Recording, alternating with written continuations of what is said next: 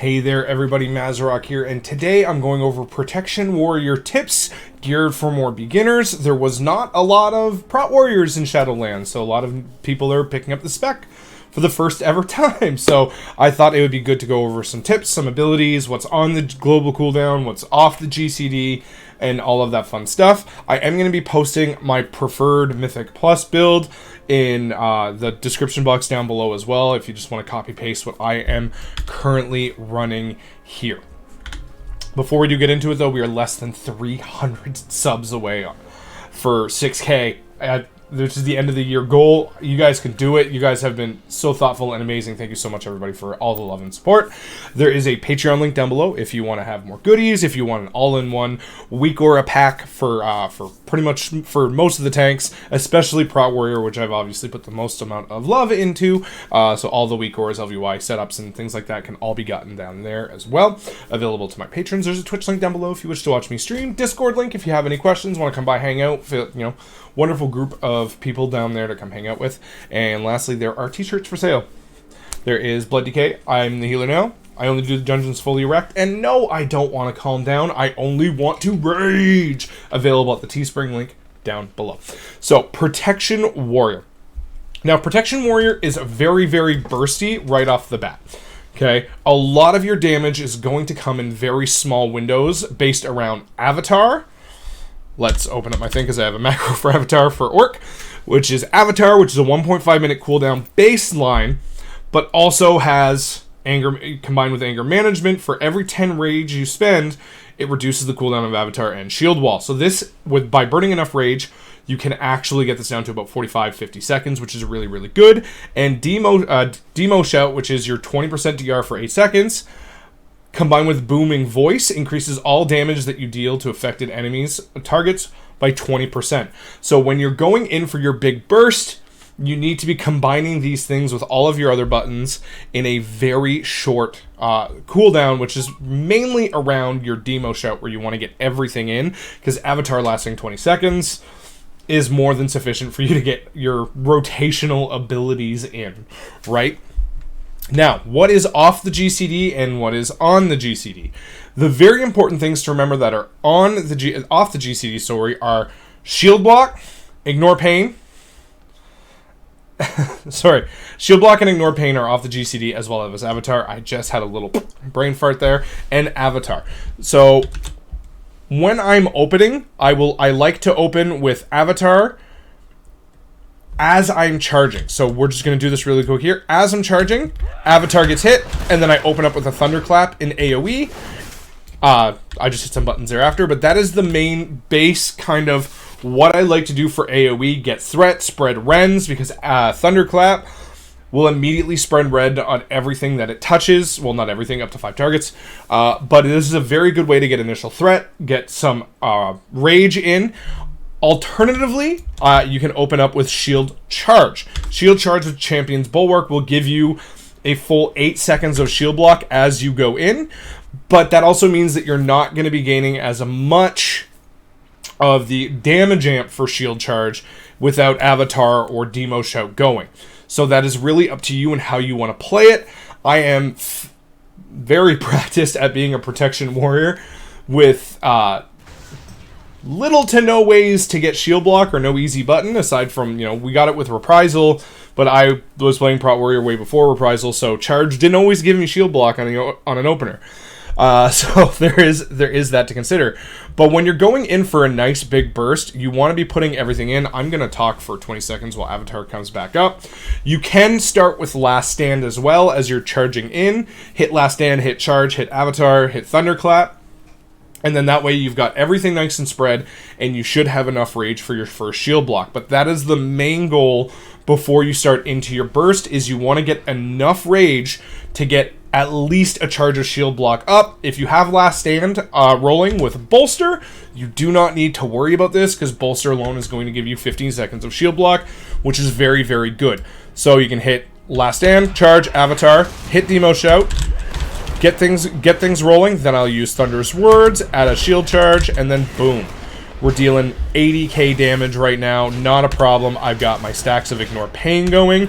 And remember, off the GCD means that you can hit Ignore Pain and Thunderclap at the exact same time. Those are two buttons that I would suggest keybinding, one to mouse and one to keyboard. So then that way you can, so my Ignore Pain is currently on my scroll wheel. I scroll down for Ignore Pain. And 3 is my Thunderclap. So I can hit them simultaneously without needing to hit two different buttons simultaneously on one keyboard. Now that is a whole keybind discussion that we can get a little later, but you need to find where you're comfortable there, right?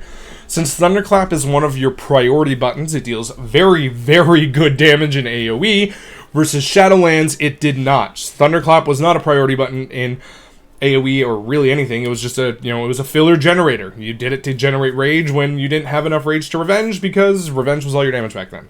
But now Thunderclap, it chomps, and you absolutely want to be prioritizing Thunderclap as much as possible. Alternatively, in single target, you can start with the same rotation, but instead of starting with a Thunderclap, you can start with a nice big shield slam.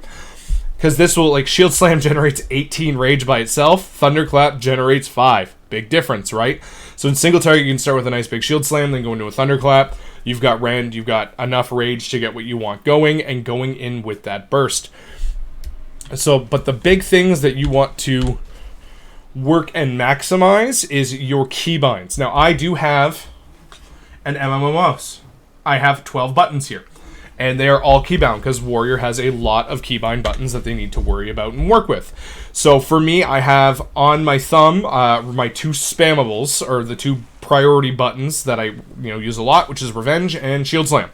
Because Thunderclap has a cooldown of 5 seconds, Revenge does not. So I do hit more Revenges than I do Thunderclaps. But yeah, so priority buttons becomes Thunderclap and Shield Slam for your rage generators, and move forward. But it's all in those big burst windows, like I said. So now that we got the little burst opener done with how to work, we now have to talk about priority buttons, right? Which ones are you pressing the most? Which ones take priority when certain things occur? We have rage builders and we have rage spenders. Rage builders are Shockwave, Thunderclap, Shield Slam, as well as Charge and Shield Charge if you're spec'd into... it does generate a base, and then it generates more with Champion's Bulwark. So it's 20 and an extra 20 on top of.